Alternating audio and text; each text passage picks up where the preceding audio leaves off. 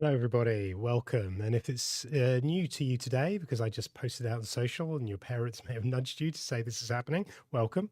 If you're regular to the channel, say hello as always. Good to hear you and guide your thoughts. And today we'll be doing a bit of an unboxing, something slightly different today. What I would love to do is just get straight into it. So I'm just going to switch straight to the screen and let's see what's happening here today. So what I want to have a look at is the Arduino Alvik, which is a brand new robot that we've got here from Arduino, very popular maker of micro controllers. And what we've got is, I would say, quite an expensive, but maybe not robot, and something that can work straight out of the box, really complex, but also can be easy to pick up quickly as well. So I'll explain all of these parts. So what I'm going to do is also have the cam and the desk today. So I'm just going to have a little look at that. This is the Arduino Alvik. In fact, what I might do is the desk view entirely. This is what we're having a look at, and I haven't actually gone into this yet. I actually have got some laser cut parts and I haven't been able to test it, so we'll see live today whether or not that's going to work straight away. So let's have a little look what we're going through, and I'll just go to that here. So this robot that we're going to unpack in a bit, if I have a little look at this video going forward, you won't hear it, or you shouldn't hear it, but I'm just going to talk over it as we go through. So it's a brand new addition in the fact that it's a self-contained robot made for education. We're hopefully going to do exactly what we're about to see here.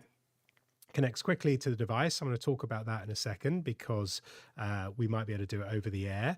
And we've got a lot of Python that we've been talking about a lot in this course, as well as a nice rechargeable battery that goes there and some lovely courses for you to follow as well. And the ability to plug in other devices and other things to make it slightly different and new. So we're going to get cracking with this straight away, really. So here is the device, and I'm going to go straight back to the desk view now. And it's got very simple box. And if I just open it all up, trying to make sure I don't damage that here, we've got the Arduino itself. Welcome. Thank you. You're welcome. And some cardboard pieces to keep everything secure. The robot itself, put that to one side for the minute, and some cables that I may well need or not need, because I predicted what I'm about to see now.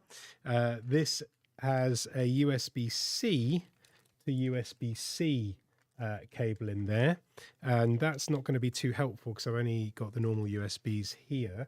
So I do have a spare cable that hopefully won't cause me any pain today when I do this, which is the normal USB to USB-C rather than both of those. So I'm glad I brought this cable spare because I've used all my other ports for all the other cameras and things going forward today. So the robot, here it is. So it's got an Arduino Nano ESP32 in here. I've got lots of different versions of this controller going around the room. In fact, if I just dig into my box of tricks, here I've got the IoT version of this, very, very similar to that. And it just follows a similar form factor to a lot of other devices like the Raspberry Pi Pico and other controllers of this size. So nothing too new there. It's got a lot of sensors. It's got a distance sensor. In fact, this distance sensor is more of a motion detector, and it can work out what things are in front of it. So that's interesting in the fact that it's not just distance. It's also can detect maybe the dropping off a table or different moving objects. It's actually a little bit more intelligent. We'll get into that. A little bit of card on the bottom as well, and there's a battery, a rechargeable battery in here that's really useful to have, and we can access some buttons at the bottom, which isn't always the case for these devices. We've got some extensions at the top here, so I can put in some servos that we've been using in the past. So here is my servo, kind of like bog standard cheap one, and you can see that these three pins are there, and it says positive and negative on the side with A and B, so that would go in this way round, And there we go. That would be a servo that I could now control, but it's not easy to put it anywhere, or is it? They have these screws on the side, some M3 screws and some Lego connectors as well. So lots of stuff going on here. We can use some buttons to press it to go forward and backwards, an on-off button at the back here. So there it is on, and it's see some flashing buttons going off. Things are happening, but I won't go into that too much for now. I'm just going to turn it off for now. And we have a line following sensors here, as well as some color sensors that I think is in here somewhere down there. So lots going on with this device, and the motors are actually quite high quality motors. And I'll talk about the wheels in a minute. I think there's something they could have done to make things a little bit easier, but maybe not if it's for mathematics. So the things on the side are what interests me a lot, actually, because I've got some screws here, and I spent the afternoon laser cutting some ideas without opening the box. I took a bit of a guess and saw some online measurements, so hopefully that's going to be okay. And here's what I laser cut. So hopefully these match up. If they don't, I wanted to go backwards here, and the one I want to use is actually this one first. So those should match up. I've got the line here for the wheel, so I'm hoping that's not going to rub on the wheel there, otherwise I might just break it. In fact, it seems to be okay there. So what I would do with these screws is I've got them there, and you can see in here I can just screw them on, and let's just see if I made an error or not. That's good. I'm just going to go for the diagonal to begin with, and if this goes in, I'm a very happy man. And it just goes to show that laser cutting is useful and very accurate. And look at that, it goes in. So the diagonals work. I can see the other holes going to be okay. Now the reason why I did this, and I might take these off in a second, is because what I wanted to do, and I must not make a mistake for this first off, is I have a piece here that I need to go in first, and then hopefully, was I slightly off? Yeah, I did put a little bit of tolerance in there. Oh, that's a little bit disappointing. So the measurement that I had on a website said 96 millimeters. So I'm going to try and get one of my calipers, if they're around, and measure that in a second to see how far off they were wrong. But I'd probably get away with what I'm going to do anyway. So let's just crack on. Just goes to show people on the internet don't always get it right. So I actually found it really difficult to find the dimensions of this. I looked at the data sheet and it didn't really work. So I'm going to stick it into here. And I won't do it because I'll probably take it off. And the concept here was to have this robot moving forwards, and then behind it, although it just doesn't fit. Look at that.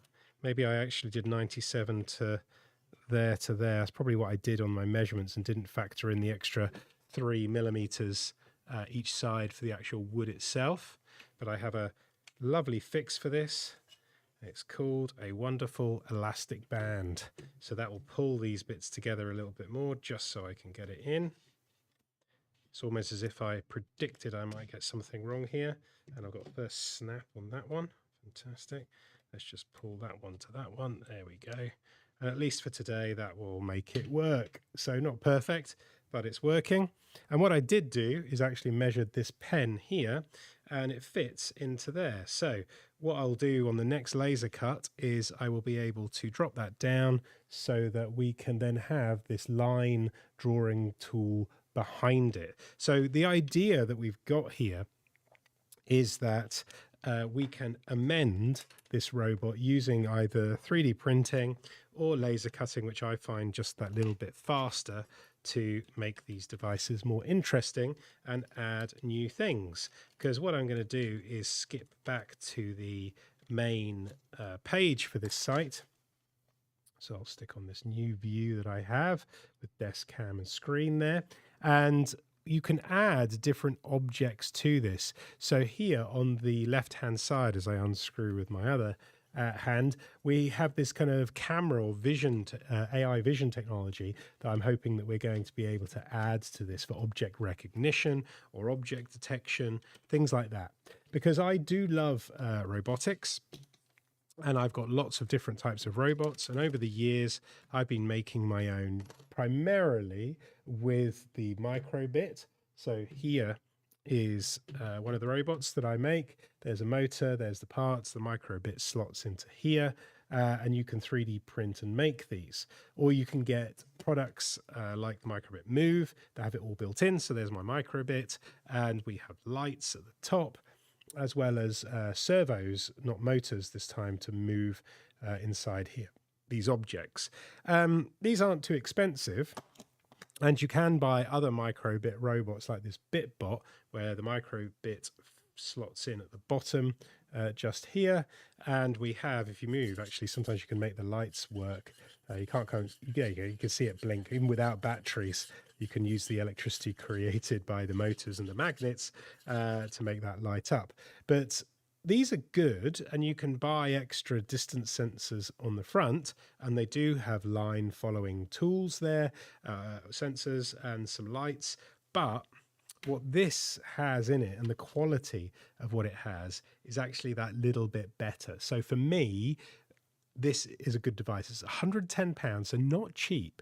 And you can pick up one of these BitBots for, I think, about £40 without the distance sensor. But then you got plus the microbit, another £15 to £17, plus the sensors, plus the bits and bobs. It's not long before you're approaching this price point. But the advantage that this has over the microbit is significant. And in fact, I'm just going to take the glare away from my glasses today. Because this has not just Bluetooth, but Wi-Fi as well in it. It's got a lot more going on, and you can program it in different ways and hopefully drop code wireless. I've not done it yet, but I've been reading up. It's theoretically possible, so I'm going to give it a go. And they're going to have drag and drop items for this. So really excited about this going forward. So let's have a little go at what we can and can't do with this device. So I'll leave that in there as I go through this page. So again, if I go to the top, what we've got are courses here. We've got the go to course, which we're going to have a look at in a moment. We've got this exploded diagram of what everything is in there, the motors and the sensors and the batteries, if you wanted to see that. And we have the ability to do line following, which I'm going to have a look at in a moment, and other things that we'll talk about today. And I was actually looking at this on Sunday night.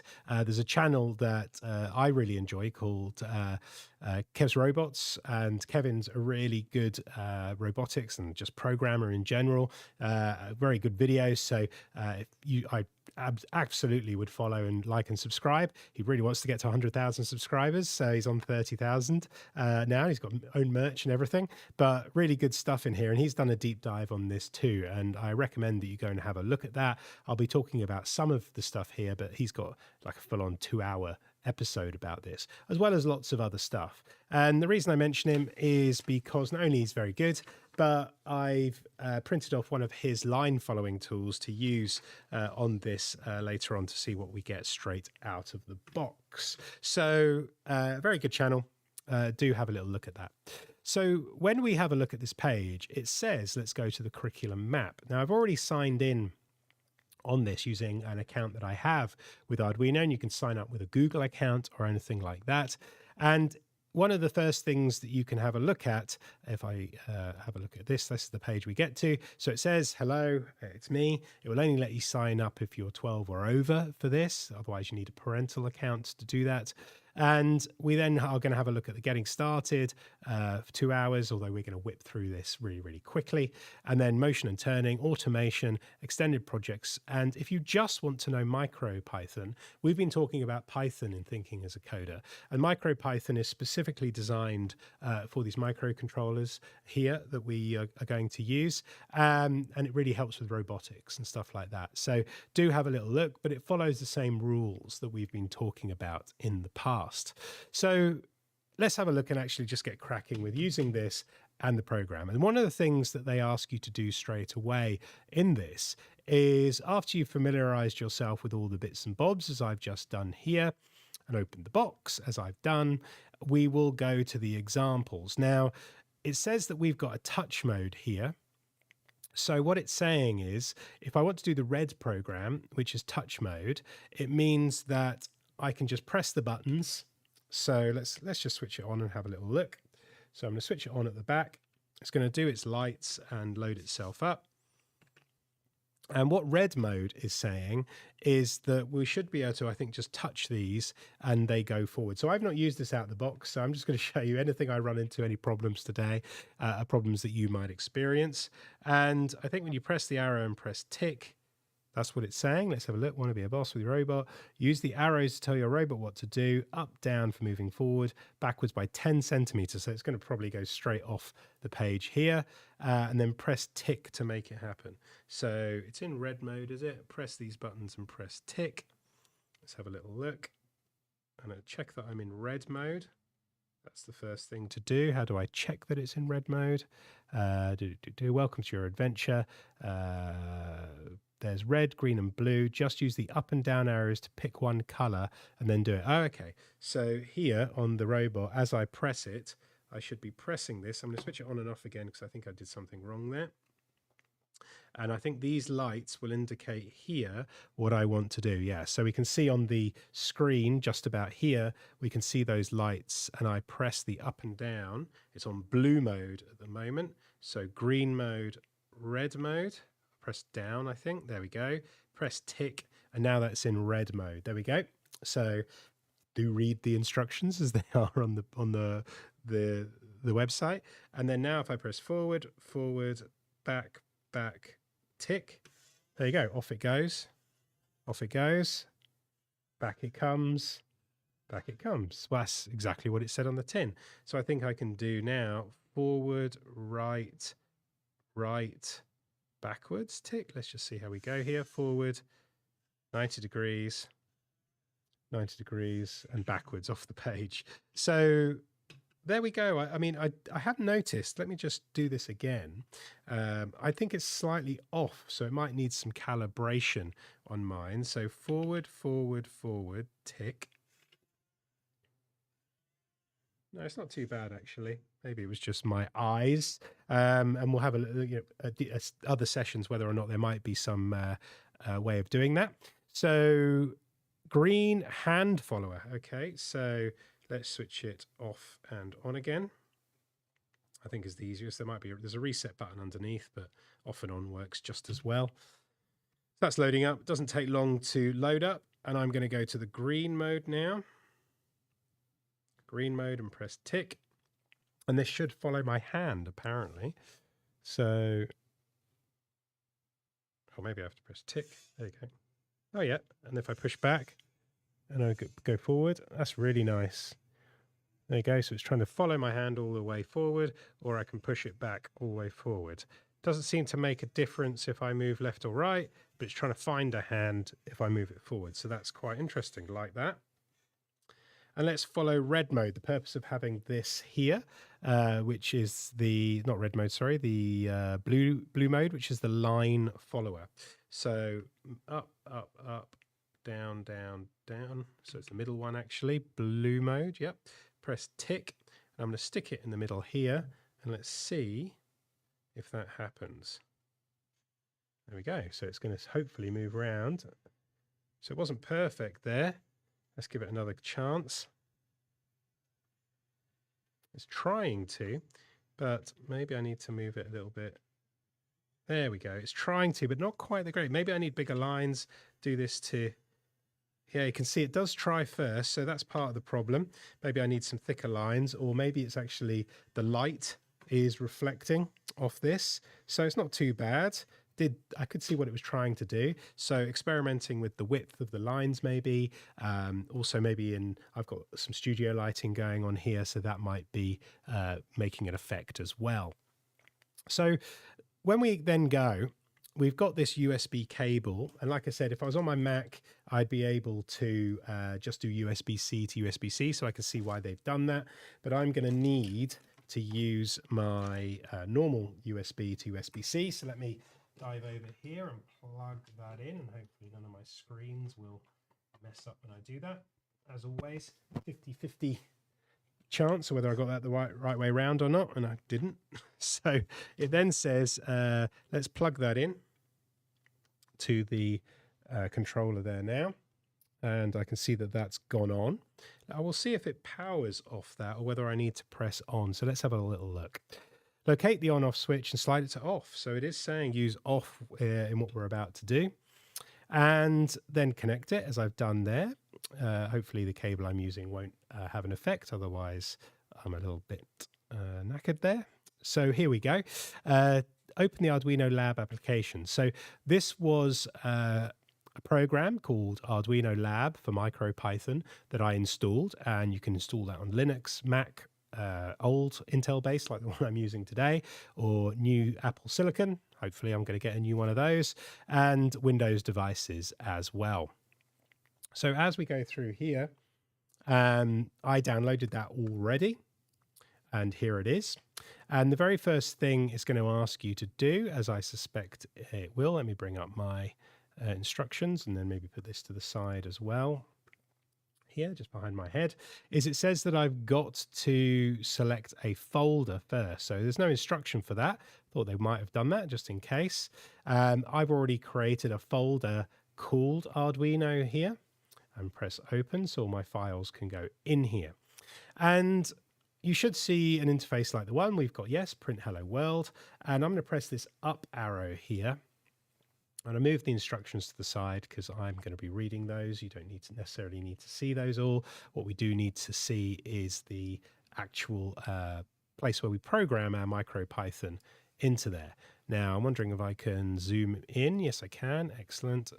View, zoom in. That's just a command and plus so that we can see that all together. Excellent. So this is like a hello world program they have, but I'm going to press the up arrow here as well because I want to see the console at the same time, I believe. So here we've got this connection. So I want to connect to this device using the cable. Hopefully I can work a way to do this. It does say it's compatible with the IoT cloud on Arduino, which I use a lot. So I'll be playing around with that this week. Now I've got it out the box. And when we click that, if you were on a Windows computer, you probably something like COM with a number. In Macs, you'll see this kind of USB modem type thing here. Thinks it's the only one to see, so let's have a look. You might have more than one if you've got multiple things connected.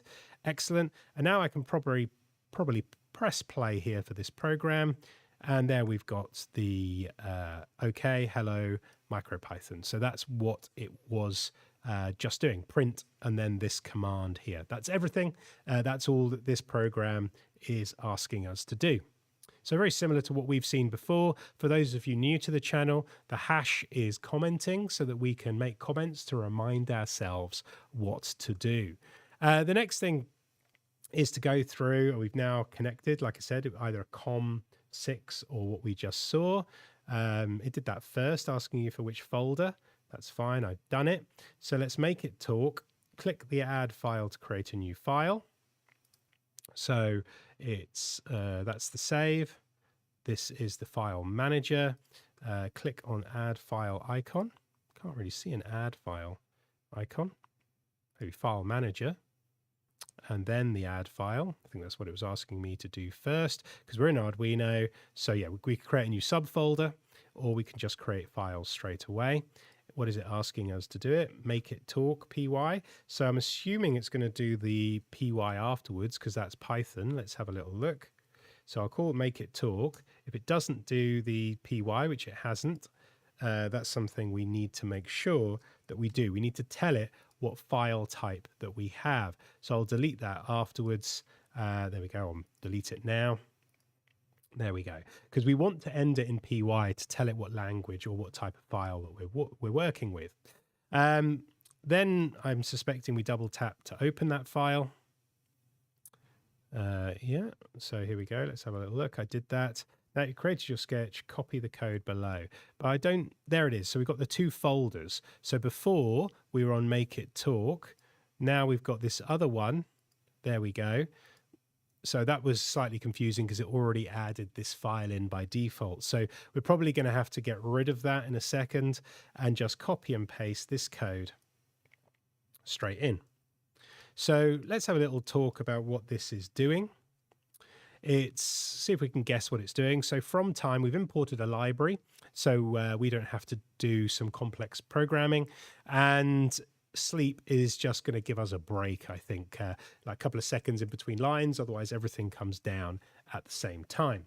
It says print hello world. I'm a talkative. What's your name? And it's just going to go through what's your name and add some programs. Have a look at that in more detail in your own time. I want to get through to making this move in the limited time that we have today. So here we go. Press play. I'm a talkative robot. What's your name? Rory. Great meeting you, Rory, because that was a variable that we had. Would you like to name me? The robot's name. I will call it Hal from Space Odyssey. Hal is a fantastic name. I feel more human already. So that break that you just saw, if you were noticing, like there, it was just doing a bit of a joke. Have you heard of the robot that tried to swim? It shocked everyone, electrocuting. Great joke. So the idea of that sleep, which was here, the 224, was waiting for the punchline, giving you time to read it and then delivering the punchline. So that's just showing you that we're now using this device, the Arduino Nano here, to run this code directly via the cable here. And we can do other things. I think it's just going through everything. That's fine. I'm not going to go through this today. Let's make it blink. That's a common, after you've done a Hello World program, it's common to do a blink. So again, here it's saying go to the file manager. Let's create one called blink, not forgetting the .py. Press enter, and I'm going to double tap on that. And now I've got both. So here we have the complete code. And what this is really saying is we've got a library that they've made specifically for this device called Arduino_Alvik. And we want to import the sleep again. And usually we import something called OS, and this is .sys. I think it's a similar thing, but it's just some other commands that are going to be available to us a lot more easily. And then we say kind of activate, create a variable Alvik with this kind of function in here, then gives it 5 sleeps just to wake it up, just physical time to have the program wake itself up. And then while true just means loop forever, as we've talked about previously. And then we've got some color codes that we go through here. So I'm assuming that we talked about this actually on the weekend. This is just basically on or off. So let's have a look and play this through. And I should start to see a blink. There we go. It's just doing that blink on the red light here that you can see by my finger.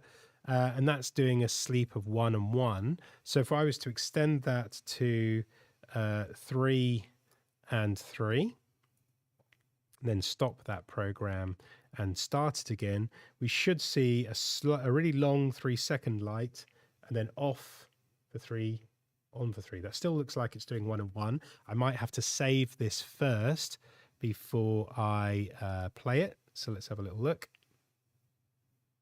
1, 2, 3. Still looks to be going through that. That's a bit odd. It says it's only at 13% as well, my battery. Please turn on your Arduino. So I think I might have to have it on. Let's have a look here. Run the code below. The Alvik is on. So we have all these commands, which is why we like this console. I'm just going to refresh, reset. It might have to reset. That's what it is. So let's go and press play again. And let's see how long it takes to save that across. I might switch it off again in a second. Just going to see here. 1, 2, 3. Oh, no, there we go. So there we had the lights only working on that device. When I switch the robot on, we have that 3 seconds on, 3 seconds off. And now if I go through. So you can run the code directly onto the controller or using these lights, which is left side and right side lights. So I could probably run those differently. In fact, what I might do is turn that to 0 and that to 1, and we might have alternate blinking every 1 second. So I'm going to save that. I'm going to press reset, and then I might press the play. And let's have a little look-ski here. So it's on, but I might have to wait a little second. Let me do the play again. Oh, there we go. Oh, there we go. I was impatient. It was just about to do it. So it boots up for maybe about 5 to 10 seconds. And then we should start seeing there's the light that side. Is it going to go to that one? Can't see it doing. Let's press play again. Run it. As it goes on. There we go. And he says, there's the on, but then it doesn't seem to be going to this one. So, oh, for some reason, look at that. It changed my code back to the original code. So I'm going to go back and do that at 0 and do that one at 1 there in case maybe I typed it in wrong in the first place. So what I want to do is do the left side on, then the left side off, then the right side off, and that one on. So I kind of want it to blink like a police car, effectively. So let's have another little look here. Go for that. Give it a second, otherwise I'll have to reset it again. There, right, there we go. So left, right, left, right. So we start to get to know these commands that are new commands that I've not seen. They're all part of this Arduino library that we've not seen before. So everything that I'm seeing here, I'm seeing for the first time. But yeah, it looks fairly standard. So we've made it blink. Then we are initializing it, done that. Just the explanation of it.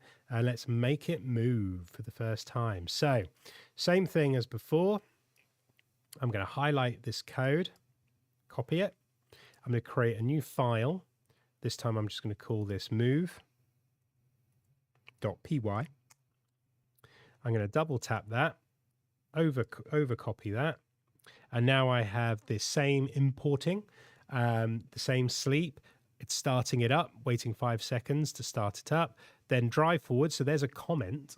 That doesn't mean it's going to drive forward. That's just telling you that this code here, Alvik.set wheel speed 1010, means going forward. Now I suspect that's left and right at speed of 10. Sleep, then it's going to turn left, and I suspect that's going twice the speed because the left is probably just at 0. And the right is going to be moving round in this direction like this. And then sleep, turn right, backwards. So it looks all fairly clear. I'm going to save this now. And I'm going to press play and see if it overwrites or I need to reset it. And let's see what happens. Now I'm suspecting this cable is going to get in the way of it. And I'm going to show you how we can get away with that in just a second. So forward, not that fast.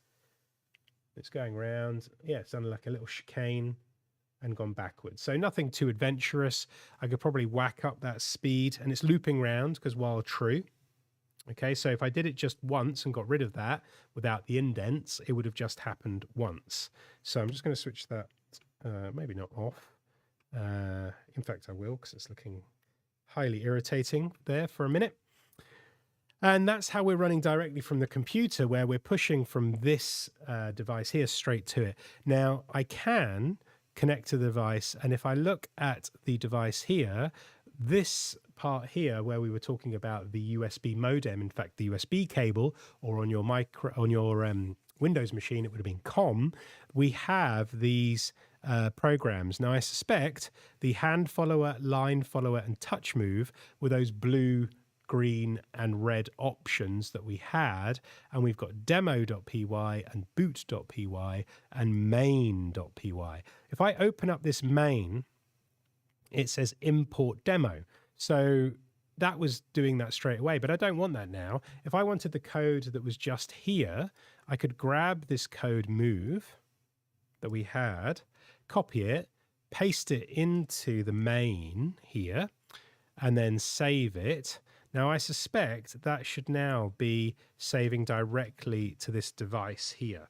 So I'm going to unplug it, And if I'm right, might be wrong, when I press this on now, it's going to do that little chicaney maneuver, the little left and right glide that it did before straight away.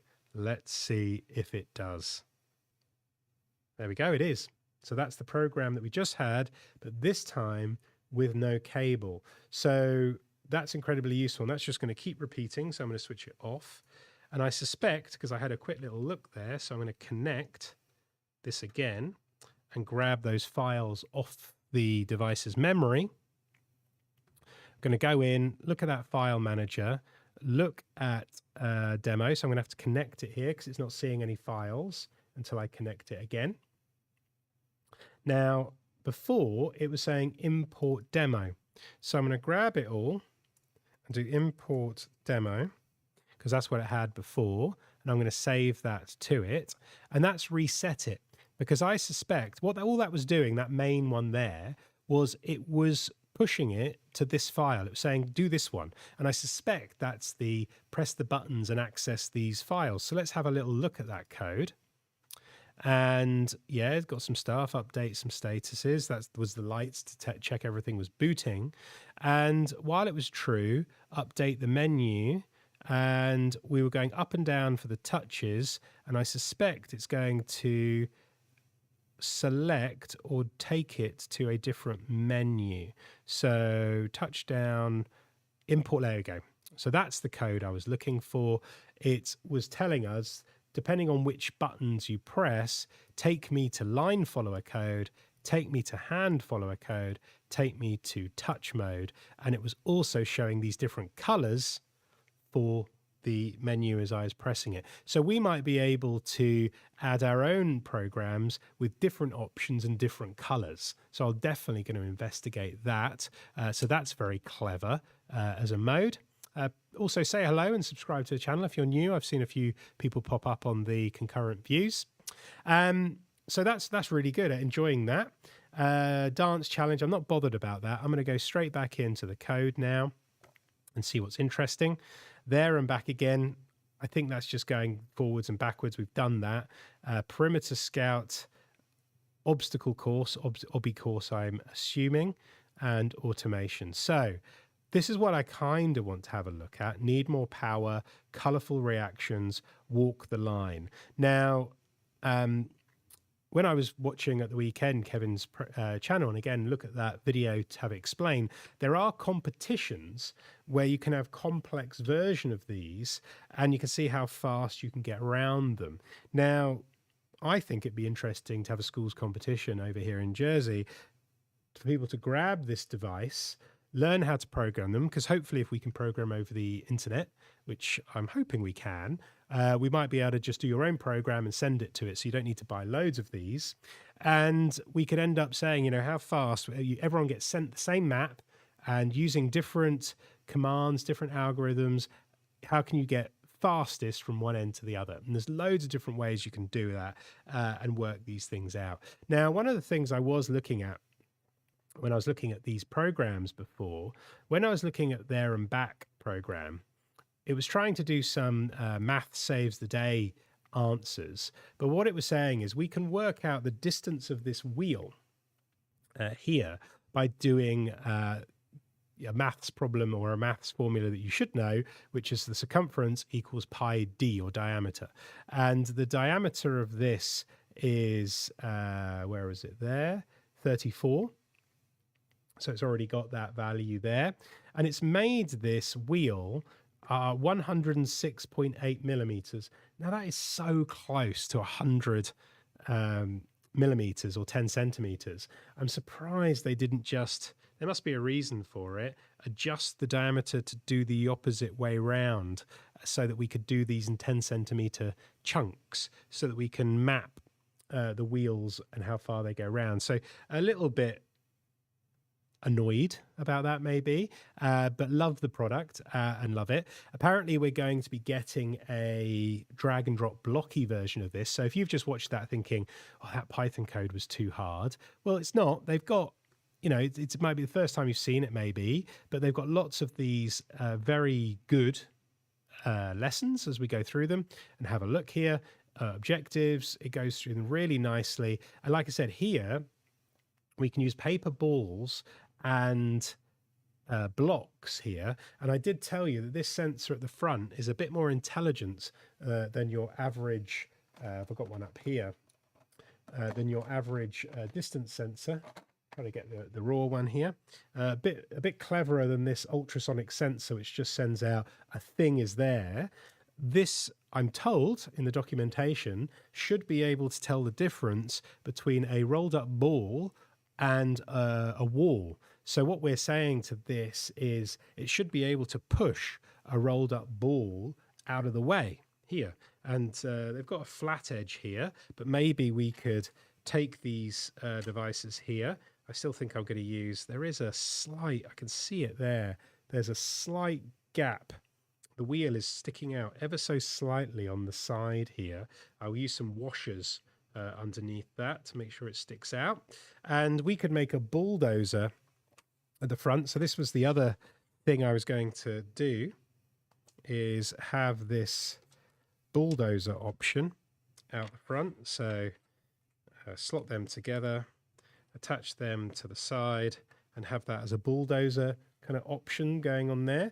And we could actually have different competitions with 3D printing going on if the school has it, and other such things. What are your ideas? Put them in the comments about what you could use this device for. We've seen some of the examples that they've given us here with other things that we can make, as well as things that we can buy to add on, like cameras and other such things. And you can see here that Lego Technic supports this device as well, with these two middle side holes together. So this is a really interesting device. I think we've only touched the sides of what this can do.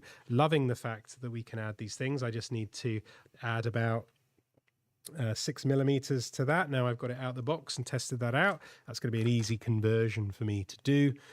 So a really fantastic opportunity to get to know a device. So I don't know, I love my microbits, absolutely love them to bits. But this device is just more powerful, slightly more complex, really enjoying it so far, but at the pricier end. But I think when you look at this page here and you take it all apart for all these parts that we've been talking about here, I do think it's decent value. These motors are high quality motors compared to these ones here. These kind of more hobbyist ones. You can tell exactly the number of revolutions, which can be really useful for competitions. We've got this kind of longer or more powerful battery that it's charging here. You saw that before. It was warning me that as I went back, or I connected to this, it was actually, you can see it flashing at the moment here. If I connect, I'm wondering if that flashing goes away. It does. And when I did that and looked at the console earlier, if I bring that up, it was telling me the percentage charge on this. Maybe I had to switch it on. So I think when I disconnect this, it's going to be charging this device as well. So I'm hoping that the red light starts flashing there in a second, because I'm unconnected now. Maybe I just have to reconnect and disconnect.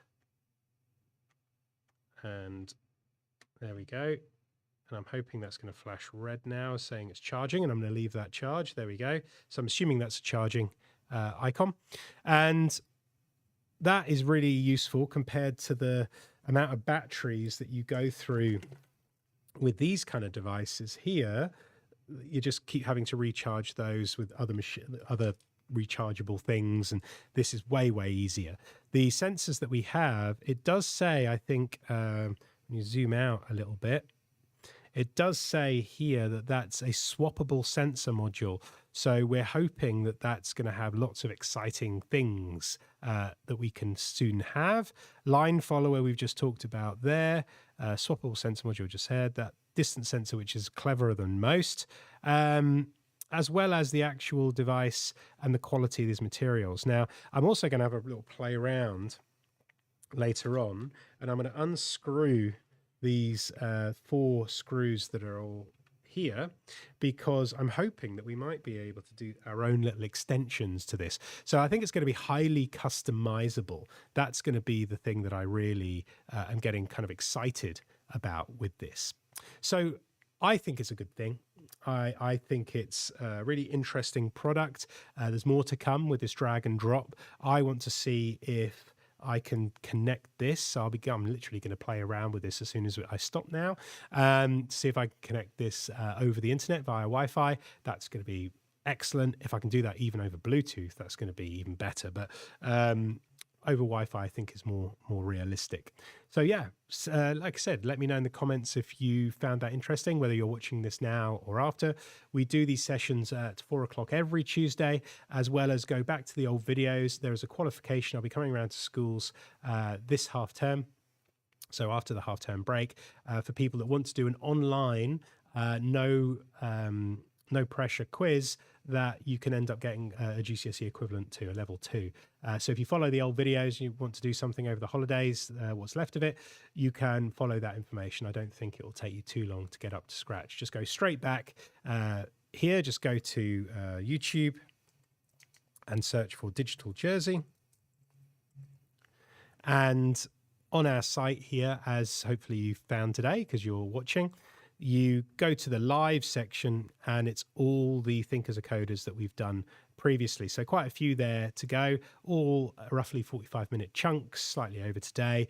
But that's what you do. You can also go and see other projects that we've been doing at digital.edu.je. So let me just make that slightly smaller so my face isn't in the way. digital.edu.je, and that takes you to the Thinking as a Coder website, where we have the link which takes you to the live page you've just seen there if ever you forget it. So the only thing you have to remember is digital.edu.je. We've got learning materials and lots of other links to the videos that we've been doing. So I think, again, really exciting product here. Come and follow us, do the like and subscribes to get alerts as well. Do that notification tick. You know the drill by now. So thank you very much. Like I said, drop some comments about what you think of this device and anything else. So it's been wonderful again. See you next Tuesday at 4 o'clock. Bye for now.